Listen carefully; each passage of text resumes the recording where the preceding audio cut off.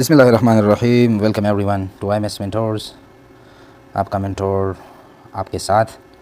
आज general science 8 की exercise 2 आपके साथ शेयर करने जा रहे हैं। And you know the topic of unit 2 is human nervous system. इसमें जो शॉर्ट क्वेश्चंस है और जो लॉन्ग क्वेश्चंस है वो आपके साथ शेयर होंगी। शॉर्ट क्वेश्चंस और लॉन्ग क्वेश्चंस से पहले चाहूँगा कि आपके साथ ये एक्सरसाइज पोर्शन शेयर करें। हमारे पास इसमें जो की पॉइंट्स है ये आप खुद देख ले, इजी हैं। इसमें मैं ये कहूँगा कि कोई वजाहत की ज़रूरत नहीं है। वो लेक्चर्स में मैंने आपको सारा कुछ बताया हुआ है, अभी MCQs में भी आएगा वो सब कुछ। तो की पॉइंट्स आप खुद देख ले, इंपॉर्टेंट होते हैं की पॉइंट्स। हर चैप्टर के जो लास्ट में की पॉइंट्स होते हैं उसको ज़रूर देखा करें। अच्छा, हमारे पास MCQs है। The first one, the basic unit of structure and function of nervous system is. Nervous system की जो बुनियादी साख्त है, स्ट्रक्चर एंड फंक्शन, बुनियादी इकाई साख्त की और अफ़आल की नर्वस सिस्टम का क्या है, यानी नर्वस सिस्टम किन चीज़ों से मिल के बना हुआ है। ये नर्वस सिस्टम, इसमें बुनियादी कौन कौन सी चीज़ें हैं। तो आपको पता है nervous system is made up of nerve, brain, neuron, spinal cord. ये न्यूरॉन से बने हुए हैं। The correct option is C, यानी जो नर्वस सिस्टम है वो न्यूरॉन से बने हुए हैं। तो बुनियादी इकाई नर्वस सिस्टम का क्या है, न्यूरॉन्स है। ठीक है। अच्छा, second one, which of the following is not part of fore brain. इनमें से कौन सा हिस्सा फोर ब्रेन का हिस्सा नहीं है, कौन सा ऑर्गन फोर ब्रेन का हिस्सा नहीं है। अच्छा, तो फोर ब्रेन का हिस्सा कौन सा पार्ट फोर ब्रेन का नहीं है। आपको पता है brain is divided in 3 parts, fore brain, mid brain और हैंड या हाइंड ब्रेन। जो आगे वाला हिस्सा है दिमाग का उसको हम कहते हैं फोर ब्रेन। तो इनमें से वो कौन सा पार्ट है जो फोर ब्रेन का हिस्सा नहीं है। आपको पता है फोर ब्रेन में सेरेब्रम है, थैलेमस है और हाइपोथैलेमस है। तो यहाँ पे जो हिस्सा फोर ब्रेन का नहीं है वो है सेरेबेलम। ठीक है, सेरेबेलम ये फोर ब्रेन का हिस्सा नहीं है। ठीक है। अच्छा, थर्ड वन है हमारे पास, withdrawal of hand on touching hot object is an example of. किसी गर्म चीज़ के साथ जब हाथ लग जाए और वो हाथ खुद ब खुद पीछे की तरफ विड्रा हो जाए, इस खींचने को, इस विड्राइंग को हम क्या कहते हैं, रिफ्लेक्स एक्शन। किसी गर्म चीज़ के साथ या पाँव में कोई चीज़ चुप जाए, उस वक्त पाँव रिट्रैक्ट करती हैं, उस वक्त पाँव जो है वह धचका सा अंदर की तरफ खा के वो पाँव अंदर की तरफ जाती हैं। तो उस धचके को या हाथ जब अंदर की तरफ इस तरह रिट्रैक्ट होता है तो इस रिट्रैक्शन को या विड्रा को हम कहते हैं रिफ्लेक्स एक्शन। ठीक है। अच्छा, for everything you do is controlled by. आप जो भी करते हैं वो कंट्रोल होता है। Respiratory system, circulatory, digestive system, nervous system. आप जो भी काम करते हैं that is controlled by nervous system. The correct option is D। आप खाना खा रहे हैं, उस वक्त आपका दिमाग इस्तेमाल हो रहा है। आप क्या ले रहे हैं खाने में, क्या नहीं ले रहे, आपकी चाहत क्या है। ठीक है। तो ये खाने के दौरान नर्वस सिस्टम इस्तेमाल हो रहा है। आप क्रिकेट खेल रहे हैं, कोई गेम कर रहे हैं, एक्सरसाइज कर रहे हैं, पॉलिटिशियन है, सियासत में बातें कर रहे हैं, जो भी हो, आप जो भी काम कर रहे हैं तो वो रिस्पॉन्सिबल है नर्वस सिस्टम के ऊपर। उसमें जो काम करने वाला हिस्सा है वो है nervous system. 5, nervous system is made up of. अब नर्वस सिस्टम किन चीज़ों से बनी हुई हैं। हमारे पास है brain, spinal cord and nerves. ये तीनों मिलके नर्वस सिस्टम बनाता है। ये तीनों नर्वस सिस्टम को बनाता है। तो इसमें ब्रेन, दिमाग, स्पाइनल कॉर्ड, रीढ़ की हड्डी एंड नर्व्स, और जितने भी नर्व्स हैं या न्यूरॉन्स हैं, तो ये तीनों मिलके इससे नर्वस सिस्टम बनती हैं। 6, neuron cell fibres which conduct nerve impulses toward cell body are. Neuron cell by fibre, neuron के जो धागे हैं सेल फाइबर्स, न्यूरॉन सेल के जो आपको पता है न्यूरॉन में 3 हिस्से, एक्सन, डेंड्रॉन या डेंड्रिटीज़ प्लूरल और सेल बॉडी, ये तीनों हिस्से हैं एक न्यूरॉन में। अब न्यूरॉन सेल के वो धागे जो कंडक्ट करते हैं इम्पल्सेस, पैगामात toward cell body, cell body की तरफ, ये सेल बॉडी है, ये एक्सन है और ये डेंड्रिटीज़ है एक न्यूरॉन के पीछे जाके आप खुद देख लें।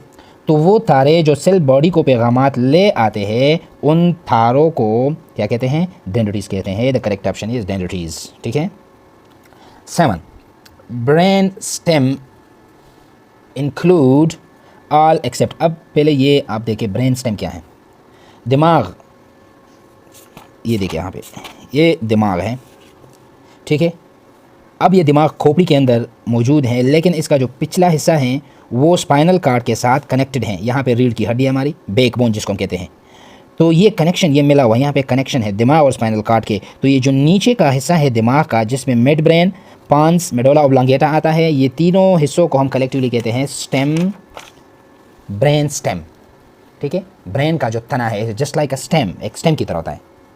तो इसमें हमारे पास इंक्लूड है ऑल, सारे इसमें शामिल है। किसके अलावा? तो ब्रेन स्टेम में मेडुला ऑब्लांगेटा भी शामिल है, मिड ब्रेन भी शामिल है, पांस भी शामिल है, सेरेबेलम शामिल नहीं है। सो करेक्ट ऑप्शन सेरेबेलम है। ठीक है, अच्छा, तो ये सेरेबेलम हो गया।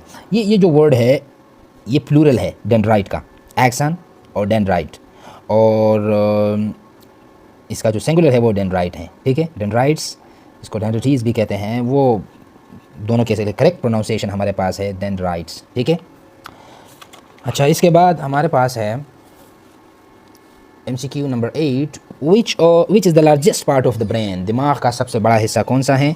आपको पता है वो है सेरेब्रम। बहुत इंपॉर्टेंट है। तो जब भी क्वेश्चन MCQs में आ जाए कि दिमाग का सबसे बड़ा हिस्सा, तो आप कहेंगे सेरेब्रम। अब अगर पूछा जाए कि फोर ब्रेन का सबसे बड़ा हिस्सा, तो वो भी सेरेब्रम है। ठीक है, अगर पूछा जाए हैंड ब्रेन का सबसे बड़ा हिस्सा, तो वो सेरेबेलम है। इसको याद होना चाहिए। फोर ब्रेन का भी सेरेब्रम है, पूरे दिमाग का भी। ये देखिए, ये पूरा सेरेब्रम है यहाँ तक। तो ज़ाहिर बात है ये तो large portion of the brain है। सारा हिस्सा तो बस यही है, इसके नीचे तो इतना ज़्यादा हिस्सा नहीं है दिमाग का। अच्छा, 9, विच part of the brain keeps you breathing. आपके दिमाग का वो कौन सा हिस्सा है जो सांस लेने में मदद देता है? तो इसमें हमारे पास है मेड्यूला ऑब्लांगाटा, मेड्यूला ऑब्लांगाटा, इस तरह भी कहते हैं। करेक्ट प्रोनाउंसिएशन इस तरह है। ठीक है, तो यहाँ पे correct option is medulla oblongata. अच्छा, 10, which part of the nervous system will help you to keep balance while riding a bicycle. एक बाईसाइकिल चलाते हुए आपका जो बैलेंस है वो कौन बरकरार रखेगा आपके दिमाग में? तो याद रख ले, ये भी बहुत इंपॉर्टेंट है, सेरेबेलम। बैलेंस को बरकरार रखने के लिए दिमाग में जो हिस्सा है ना, वो सेरेबेलम है, हैंड ब्रेन का हिस्सा है, पिछले दिमाग का हिस्सा है जो सबसे नीचे है। और जब एक बंदा स्मोकिंग करता है ना, तो स्मोकिंग की वजह से डायरेक्टली सेरेबेलम पे असर पड़ती है। ठीक है, अब सेरेबेलम जब डिस्टर्ब हो जाए तो आपकी जो हरकत है वो इस तरह, रास्ते पे जब आप जाएंगे तो कभी एक तरफ आप झटका खाएंगे, कभी दूसरी तरफ। जो नशे वाले लोग होते हैं, नशे के आदी, उनको आप ज़रा देखें, वो जब चलते रहते हैं ना, तो वो एक तरफ कभी झटका खा जाता है, कभी दूसरी तरफ। तो इसका मतलब है इन लोगों का सेरेबेलम ये मुकम्मल डैमेज हुआ होता है। अब ये ज़्यादातर नशे की वजह से होता है। ठीक है, अब एक बंदा जिसका बैलेंस बराबर ना हो, वो बाईसाइकिल पे राइड कर रहा है और वो कभी इस तरफ और कभी उस तरफ हो रहा है, तो इसका मतलब है इस बंदे का बैलेंस बराबर नहीं है, इसका सेरेबेलम डिस्टर्ब हो चुका है। तो ये भी बहुत इंपॉर्टेंट है। जब भी बॉडी की बैलेंस की बात आ जाए तो आप डायरेक्टली सेरेबेलम की तरफ जाए, बगैर किसी सोचे समझे के। Balance of the body is controlled by cerebellum of the hind brain. यही बात आप जहन में रख ले, बस काफ़ी है। ठीक है, ये दोनों बहुत इंपॉर्टेंट है। अच्छा, हमारे पास लॉन्ग शॉर्ट और लॉन्ग क्वेश्चन तो हम कर लेंगे। स्ट्रक्चरल रिस्पॉन्स क्वेश्चन हैं, इनको आप ज़रा देखें ये क्या है। ठीक है, ईजी है। Medulla oblongata, pons and mid brain collectively form brain stem, जो पहले मैंने बता दिया। मेड्यूला ऑब्लांगाटा को ये देखें, यहाँ से लेके यहाँ तक एक स्टेम, एक तने की तरह जो है, इसको हम कहते हैं स्टेम, ब्रेन स्टेम, दिमाग का जो तना है। ऊपर जो है वो छतरी सी बनी हुई है, ऊपर यहाँ पे लगा होता है ये। अच्छा, तो इन तीनों को हम ब्रेन स्टेम कहते हैं। अब क्या पूछ रहे हैं? Look at the functions controlled by these parts. अब बताए कि इन हिस्सों का काम क्या है। मिड ब्रेन का काम आप खुद लिख ले यहाँ पे, connection between fore brain and hind brain, ये मिड ब्रेन का काम है। अच्छा, पांस का काम हमारे पास यहाँ पे देखते हैं, it is a bridge between cerebellum and other parts of the brain. ये पांस के लिए लिख लें, connection between cerebellum and other parts of the brain, ये भी हो गया। अब मेडुला की आप बात, ये इसके लिए क्या लिखें? यहाँ पे फंक्शंस भी मांग रहे हैं ना, तो मेडुला ऑब्लांगाटा के लिए लिखे, इट हेल्प्स इन ब्रीथिंग, या it controls involuntary actions like heart rate, breathing rate, solving, vomiting, salvation, coughing and sneezing, ये इनका काम है। अब दूसरा जो क्वेश्चन पूछ रहा है, ये suggest what will happen if brain stem dies. अगर ब्रेन स्टेम ये मर जाए, ये हिस्सा ख़त्म हो जाए, डैमेज हो जाए, तो क्या होगा? तो याद रख ले, ये जो कनेक्शन है अपर ब्रेन, फोर ब्रेन और हैंड ब्रेन के दरमियान, यही वही रास्ता है। अब जब ये डैमेज हो जाए तो आपको पता है यहाँ पे मेड्यूला भी है, जो ज़्यादातर कॉन्शियस, होश वो हवास में जो अफ़आल कंट्रोल होते हैं। तो इसका मतलब है आप यहाँ पे लिख ले मैनी, या इस तरह लिख ले, if brain stem dies then most of the conscious activities will damage, इस तरह लिख ले, ठीक है। If brain stem dies then most of the conscious actions will never work, या इस तरह लिख ले, दोनों आप लिख सकते हैं। तो ये इनका आंसर हो गया। अच्छा, दूसरा क्वेश्चन क्या है, what will happen if connection between cerebellum and brain stem is damage in an accident. Brain stem और सेरेबेलम, ठीक है, यहाँ पे सेरेबेलम पोर्शन है, सेरेबेलम होता है यहाँ पे, ये देखिए, सेरेबेलम और ब्रेन स्टेम के दरमियान राब्ता ख़त्म हो जाए कोई एक्सीडेंट के ज़रिए, तो क्या होगा, आप यहाँ पे लिख ले, if the connection between cerebellum and brain stem is damage in an accident then it results in coma, COMA, coma लिख ले, COMA, कोमा। हम कहते हैं ना कोमा में चला गया, जो महीनों तक एक बंदा बेहोश रहे तो उसको हम कहते हैं कोमा, और पैरालाइजेज, बेहोशी, then it leads to paralysis, coma और इवन डेथ, मौत भी वाक़या हो सकती है। आपने सुना होगा एक्सीडेंट जब हो जाए और रीढ़ की हड्डी टूट जाए या ये जो कनेक्शन है ये ख़त्म हो जाए तो बंदा कोमा में चला जाता है। फिर उसके बाद क्या होता है, वो कहते हैं ना कि कोमा के दौरान ही वो बंदा मर गया, या तो बेहोशी होते, पैरालाइज कहते हैं बेहोशी को, या कोमा में चलना, महीनों सालों तक वो कोमा में रहता है, यानी बेहोश रहता है, ज़िंदा होता है लेकिन बेहोश रहता है, और या इवन उसकी डेथ हो जाती है, वो बंदा मर जाता है। अब ये कब होता है, जब सेरेबेलम और ब्रेन स्टेम के दरमियान ये कनेक्शन ये टूट जाए। अच्छा, हमारे पास जो 2 है, humans have largest cerebrum than any other animal. दूसरे जानवरों से इंसान में ये सेरेब्रम का पोर्शन ये बहुत बड़ा होता है, दूसरे जानवरों में इतना बड़ा ये हिस्सा नहीं होता। अब ये क्यों?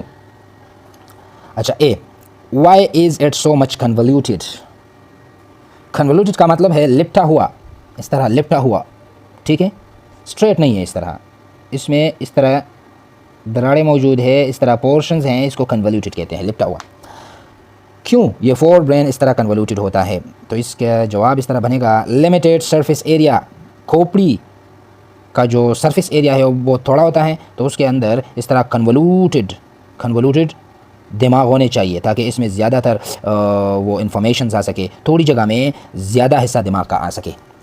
सेकंड रीज़न क्या है, involve in high level processing of our perceptions. हमारे जो ख़यालात है, हम सोचते हैं, प्रोसेसिंग करते हैं, मशवरे करते हैं, डिसीजंस लेते हैं, कोई काम, मेमोरी, थाट्स, ये सब कुछ तो ये यहाँ पे होता है ना, तो ये हिस्सा बड़ा होना चाहिए ताकि इसके ऊपर बोझ ना पड़े। हम देखते हैं ये मोबाइल है, ये 64 GB मेमोरी है इसका, ठीक है, ये हम कहते हैं 128 हैं, कहते हैं 256 हैं, कहते हैं 512 हैं, इस तरह लैपटॉप्स वगैरह में भी हैं।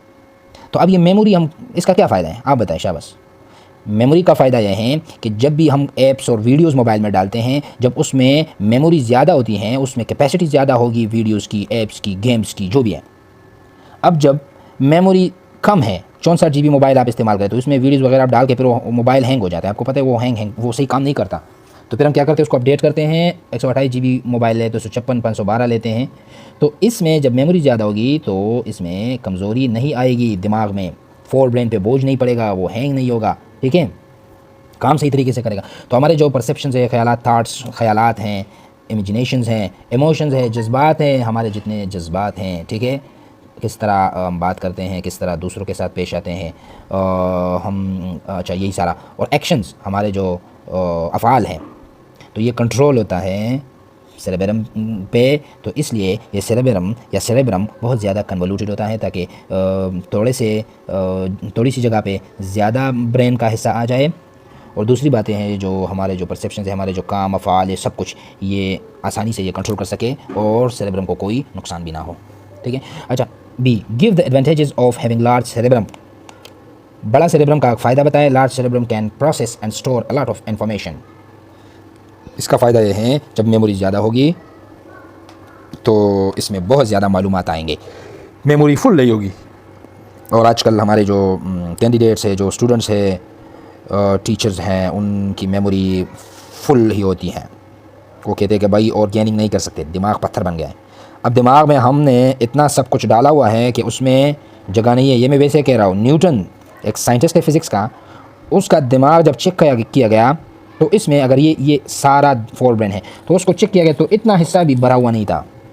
ये मेमोरी कब फुल होती है, लेकिन हम जब कचरा डाल देते हैं यहाँ पे इसके ऊपर सब कुछ, वो तो फिर हम किताब की तरफ नहीं जाते, हम बस सिर्फ किसी और जगह लगे रहते हैं। बहरहाल C enlist the roles of cerebrum, cerebrum का किरदार क्या है आपको पता है। इट हेल्प्स इन मेमोरी, यादाश्त, आप कोई क्वेश्चन याद करें, कोई काम, कोई जो भी है, इंटेलिजेंस, आपकी काबिलियत, लर्निंग, लर्न करना, लर्निंग, यादाश्त और मेमोरी, जो चीज़ आपको याद हो, रीजनिंग, किसी के साथ बहस और मुबाहिसा करते हैं तो ये सारा सेरेब्रम का काम है। पर्सनालिटी, आपकी शख्सियत, आप किस तरह दिखते हैं, किस तरह चलते हैं, किस तरह पहनते हैं, खाते हैं। इमोशंस, जज्बात, आप सोचते किस तरह हैं, हाँ, इमोशंस, आप किस तरह बात करते हैं, ठीक है, आप कहना क्या चाहते हैं एक किसी हालात में, आपके इमोशंस, ठीक है, बनना क्या चाहते हैं इस दुनिया में, खिदमत के लिए आप डॉक्टर बनेंगे या नहीं, कसाई बन के डॉक्टर बनेंगे। तो बहरहाल आपके जो इमोशंस हैं, दूसरों के लिए आप क्या नज़रिया रखते हैं, ये सारा इमोशंस में आता है। एंड वेल, और आपकी चाहत, खाने पे आपको दावत मिली, आप क्या खाना चाहते हैं, किस तरह के बुक्स आप स्टडी करना चाहते हैं, ठीक है, बायोलॉजी के साथ आपकी लगन है या नहीं, मैथमेटिक्स के साथ या नहीं, कंप्यूटर के साथ या नहीं, सैटेलाइट के साथ, तो आपकी चाहत क्या है दुनिया में, आपको पसंद क्या है, आपका नापसंद क्या है, तो ये सारा वेल में आता है, ये सारा सेरेब्रम का काम है। बहरहाल इसमें बहुत सी बातें हैं, लेकिन ये आपका जो एक्सरसाइज पोर्शन है, फर्स्ट पोर्शन ये हो गया, और सेकंड हमारे पास जो शॉर्ट और लॉन्ग क्वेश्चन है वो भी आपके साथ शेयर करेंगे। वीडियोज़ इतनी लेंथी हो जाती है, पता नहीं, मैं कोशिश करता हूँ कि 8-10 मिनट हो जाएँ, लेकिन नहीं होता। अच्छा, project work with the help of a play Dove make a model of human nervous system showing brain, spinal cord and some nerves originating from brain and spinal cord। किसी प्लास्टर ऑफ पेरिस ले ले या play Dove ले ले, ठीक है, आढ़ा ले ले, गूंदे उसको और उससे दिमाग इस तरह बनाए और उससे नर्व्स भी निकाले। तो ये एक मॉडल आप ख़ुद घर में बना के उसको स्टडी करें। तो यहाँ तक आपके साथ हम रहते हैं और उम्मीद करते हैं यहाँ तक आप बिल्कुल क्लियर ही होंगे। हमें भी दुआ में याद रखिएगा और ख़ुद भी स्टडी करते जाइएगा। अल्लाह हाफ़िज़।